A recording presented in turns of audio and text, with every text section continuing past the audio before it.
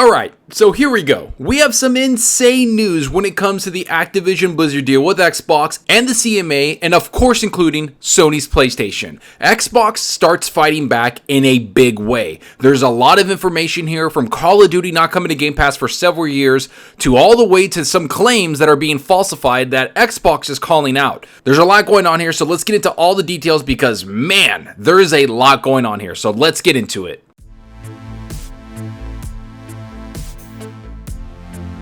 Alright, so you know the drill. If you like the content, hit that subscribe button and that like button. And if you want to be notified on future videos, hit that small little bell icon. And if you want to go that extra mile to support the channel, hit that join button. All the support is truly greatly appreciated.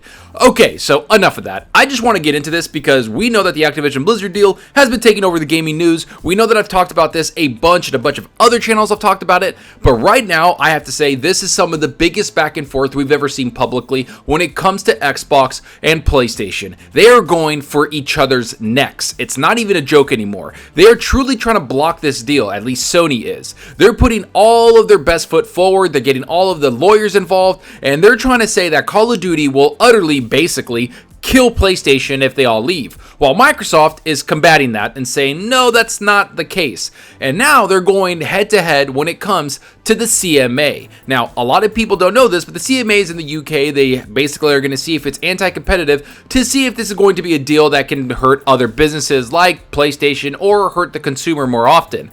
Now, there's a lot here, so I kind of just want to get into all of this. So there's a couple things that they drop. Here's what's said by some people on Twitter that broke down all of the legislation and all of the text that was there.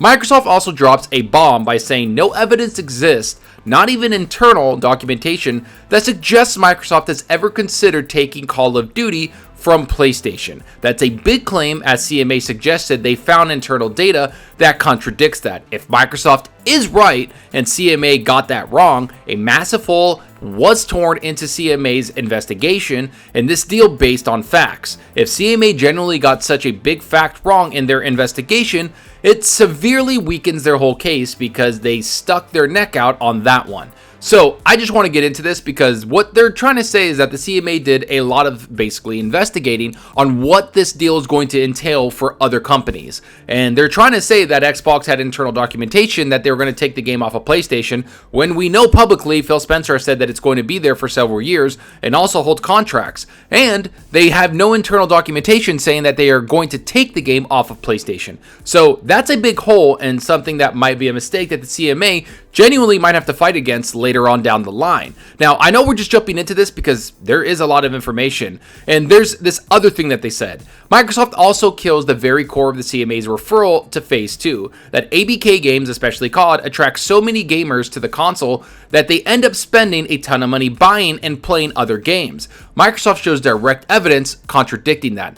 Says that attraction effect CMA attributes to COD's popularity can be found with nearly every other major franchise, such as GTA, Fortnite, NBA 2K, Minecraft, Rocket League, and FIFA. And in 2022, COD gamers on Xbox spent the same time on COD as all the just mentioned franchises. And I knew this had to come up. Activision Blizzard would know the PlayStation numbers, yet Sony is claiming much higher figures of revenue tied to COD. Sony's obvious self-interest in this case means that its submissions must be carefully scrutinized. So Microsoft went there. They outright are accusing Sony of falsifying data they sent to CMA. Either that is what Sony is doing, or Sony has somehow been getting extra COD revenues and have illegally withheld Activision Blizzard's fair share of that money. I mean, wow. Do you guys understand what's going on here? Basically, the CMA seems like they're fighting for Sony. They're trying to be on Sony's side because who knows, maybe they have some relationship there. But overall, it looks like they're getting the floor wipe with them with what Microsoft is trying to tell them. What they're trying to say is that COD is bringing a bunch of money to Sony and that it's the only game doing that, when in reality, all those big games that we just talked about or they mentioned are the reason why that's happening also. That COD is in the same realm as Rocket League, FIFA, Minecraft, all those other games. Minecraft, by the way, owned by Xbox, was not taken off PlayStation, and yet it's still there. So another little notch in Microsoft's belt when they go against the CMA. And it's also calling out Sony, saying that if they're making this much money, it's not being reported by them, and so are they falsifying their data, and are they withholding money from Activision Blizzard's fair share of that money that they owed? That is another thing that shows how cutthroat this business deal is going to be for a very long time. This is going to be a big back and forth between Sony and Microsoft for a long time, and I have to say, it's going to only get worse. This is going to be public, and so I'm really looking forward to seeing what else is saying. And then Microsoft actually goes into Nintendo and a bunch of other COD users that might leave Sony. Microsoft lawyers bring their A game. They point out that even if Sony lost 100% of their COD monthly active users to Xbox, Sony would still have a substantially more MAU than Xbox. So how can Sony not compete if Xbox competes now with less than that? CMA Phase 1 claims equals dead. Microsoft says, okay, you want to ignore Nintendo not having Call of Duty, but still being successful? What about Steam? PC's #1 digital storefront had no COD for the last 3 years, following Activision's decision to only keep it on Battle.net. Microsoft even cleverly takes the CMA's own dismissal of Nintendo as a competitor and uses that dismissal to its advantage. The really relevant point, Nintendo still offers a differentiated console without COD, and that is proof there exist ways to compete without Call of Duty. But do not overlook Microsoft mentioning Steam was so strong without Call of Duty that Activision Blizzard was forced to reverse course for the upcoming game. COD alone does not have the power CMA wants to assign it, and all the evidence points to that conclusion. Now, I gotta say, the person that put this on Twitter really broke everything down in a long thread, and I have it linked in the description, but if you look at everything that's happening, how is the CMA looking at this with an objective opinion? How are they looking at this without sounding like they're basically defending Sony? And it feels like that's exactly what they're doing. It feels like they're defending Sony instead of concerning what the consumer wants. And Microsoft even calls them out when they say this. Microsoft is using lawyer speak to outright suggest a pro-Sony bias or conflict of interest present as it relates to Sony. CMA is so much more interested in protecting Sony that they mentioned Sony 57 times and consumers 10 times. 5-1, like Game Pass's growth since 2020 versus PS Plus. Kind of like a little joke at the end, but how are you going to talk about all of this competitive stuff and just mention Sony 57 times, but the people that you're trying to protect, which are the consumers, only 10 times? It's showing a little bit of a bias, and Microsoft calling that out shows that they're playing with the gloves off. Everybody is. This is not a nice little thing that's happening. This isn't two companies being friendly and the console war doesn't exist. No, this is them going head to head because the Activision Blizzard deal is massive, and Microsoft knows that they need to get this to get into the mobile space and the PC space. #1 is mobile. They want King to get into that space so they can get billions of gamers that are on mobile platforms to join the Xbox ecosystem. Not to mention they have bought and funded a bunch of PC developers now like Bethesda, and they're grabbing the biggest PC developer in Activision Blizzard to bring their games into the Xbox ecosystem. So yeah, do you think Xbox and Microsoft are just going to throw $3 billion at Activision Blizzard if this deal doesn't go through? No. They are going to try to make this land and stick because they want to buy these developers to expand their ecosystem. And to see this go through all of this publicly is insane. It really does show how bad and how cutthroat the industry is in the back end. What they do with contracts, what they do with everything. And speaking of contracts, there's one suggesting that Sony is preventing Call of Duty from going on Game Pass.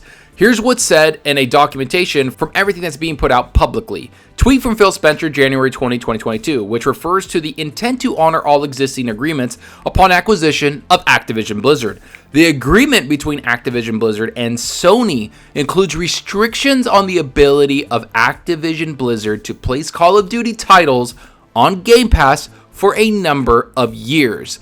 That is so annoying. So let's just think about that for a second.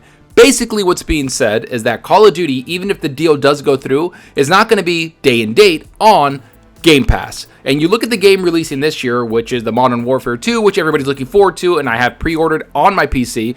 I think that game is not going to come to Game Pass for a very long time. Next year, there's not going to be a main COD. There's going to be DLCs. Now, the year after that is where it gets a little bit hairy, where in 2024, is that COD that releases going to come on Game Pass? Or is that going to be a game that falls under this contract where they can't put it on Game Pass day and date? And what about the older CODs? What about the CODs that have been out for several years? Can they put those on Game Pass? It's all very muddy, and it's showing that Sony, instead of competing, is just trying to block everything, or money had exclusives. That's all they're doing. They're not trying to compete with the platform. They're not trying to compete by bringing out a Game Pass competitor, and it's because maybe they can't, but overall, why are you blocking a competitor from doing what they do? Why are you blocking games and consumers from getting more value from their competitor? That just doesn't seem right to me. Is Xbox blocking content from going to PlayStation? I don't think so. And if they did, which the Call of Duty, you're going to cry to the CMA, you're going to cry to the FTC, you're going to cry to everybody that will listen and the governments, because that's what Sony does. They're going to go cry over there because they don't want COD to leave, because they don't want to miss that money. And like Brazil said, which we talked about last week or a few weeks ago, Brazil's not out here to basically confront what Sony is doing. They're not out here to protect a single company in Sony. They're out to protect their consumers. And that's what the CMA, I think, lost sight of. They're not protecting the consumers. It sounds like they're protecting Sony. And for Microsoft to call them out and the lawyers to call them out, like how many times they mentioned Sony instead of the consumers, shows the bias that's happening. And don't get me wrong, Microsoft is using the CMA's own guidelines as evidence on how weak their arguments are. It's said in multiple references, it's said by Microsoft themselves in these public documentations, and it's going to get even worse as we go on. Call of Duty not coming to Game Pass, all of these deals that are trying to go through, Sony's going to fight tooth and nail to keep this deal from going through, and Microsoft's going to be there every step of the way to fight them too. This is going to be a very long process that drags out well into next year. I'm just excited to see what happens, and I want to know what happens if everyone else approves the deal, but the CMA doesn't. I mean, they just blocked Facebook from buying Giphy, and that's something that's going around now that the CMA had a horrible argument on that also. So what's going to happen if everybody else does approve the deal, but they don't? It's a weird thing to think about, but again, might be something that we have to look into. But I want to know what you think about this. Are you surprised by how much Microsoft is fighting back? Are you surprised that it's public that they're calling the CMA almost biased towards Sony? Do you even think Sony has an argument to block this deal? Do you think that Microsoft can prevent this deal from being blocked by the CMA and a couple other people in Europe? Or do you think Microsoft can actually pull this out and get one of the biggest publishers on their side so they can finally join the mobile market and be one of the most dominant people in the PC market next to Steam? Go down below and let me know. And I hope you enjoyed the video, and if you did, please hit that subscribe button and that like button to support us out the channel more than you know. And give me a follow on Twitter at Zalker87. I'm always on there talking games and sharing my latest videos. Plus, I love interacting with everyone there, so get on Twitter and let's talk about gaming. Also, follow me on Xbox Live. My gamertag is Zalker87, just like my channel name. See what games I'm playing, and let's compete in achievements for the month. So right now, I've been playing a bunch of games. I beat God of War on my Steam Deck. I beat Rise Son of Rome on my Steam Deck. I've been jumping into the game called Brotato on Steam and having a blast with that. And since I beat all those, and I beat Days Gone on the PC. That game is a lot of fun. I've been jumping into A Plague's Tale Requiem, and I gotta say, that game is stunning and beautiful. It's a little slower because, you know, it's a stealth game, you gotta kind of move around, but I've been playing really aggressive, kind of taking out everybody in there, and I'm having a lot of fun. And as you do that, the people that you're with and the characters start kind of talking about that bloodlust that you have. Well, so I'm really enjoying that. And I'm going to be jumping into Gotham Knights. I know the reviews aren't that good. I know a lot of people are not that happy for it, but I'm probably going to enjoy it because I'm a massive comic book fan, and I can't wait to play as all 4 characters. I hope the game hits for me. If it doesn't, whatever. I'm trying it out. I'm going to be playing that on PC because I'm not playing at 30 frames per second anymore. Not happening. Just not going to do it. Even on my Steam Deck, I'm getting 60 frames per second. So I'm not going to do that on the Series X. Sorry. So the developers need to fix that, patch it. I don't know. Do that later. But let me know what you're playing. Are you playing something on your Xbox? Are you playing something on your PS5? Or are you playing something on your PC like me? Let me know down below, because that's what we're here for. It's to talk games. And that's all for now. Thanks for watching. And until next time, remember, enjoy your gaming. Later.